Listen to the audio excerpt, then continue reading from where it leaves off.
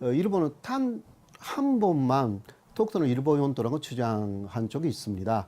그것은 1905년입니다. 1905년 그 무주지, 그러니까 주인이 없는 땅이었던 섬을 다케시마라고 이름을 붙여서 그게 독도인데요. 일본의 시마네형 오키섬에 편입하겠다. 그러니까 1905년 이후는 일본 영토다. 이렇게 주장하고 있는데요.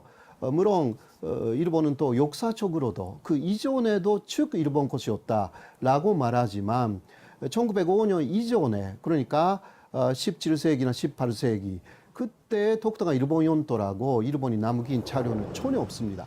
오히려 반대로 그때 일본이 만든 공문서나 고지도 같은 것은 독도가 조선 영토, 한국 영토로 기재되어 있는 게 오히려 많습니다.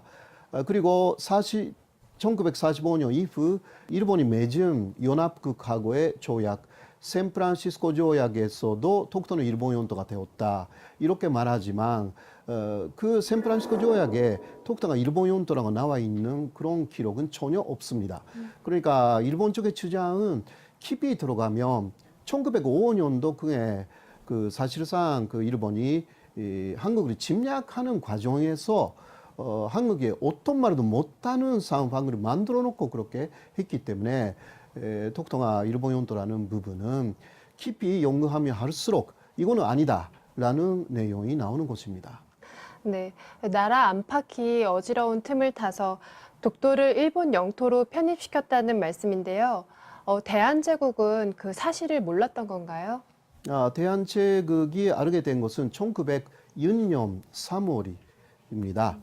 일본은 1905년 2월에 독도를 시마네현에 편입시켰는데 그때 다른 나라가 알지 못하게 대단히 비밀스럽게 했습니다.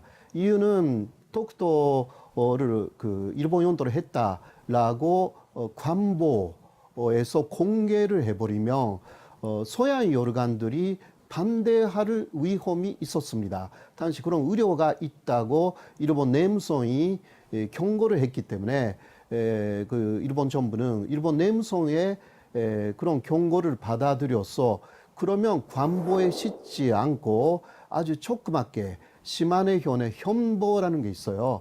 그런데 조그맣게 내자라고 해서 거의 비밀스럽게 했기 때문에 일본 내에서도 독도가 일본 것이 되었다라는 것을 아는 사람은 없었습니다. 그리고 시마네현의 섬이 되었기 때문에 시마네현 사람들은 금방 독도에 가서 시찰을 하고 싶어 했는데요. 그러나 1년 이상 가지 않았습니다. 왜냐하면 움직이면 왜 일본 섬이 되었냐라는 항의가 한국에서도 오기 때문에 그래서 일본은 1905년 11월 울산의약으로 한국을 사실상 그 일본의 속국으로 만든 이후에 이제 한반도 전체가 일본 것이 되었기 때문에 독도가 일본 것이 되었다는 것을 비밀로 할 필요가 없어진 거죠.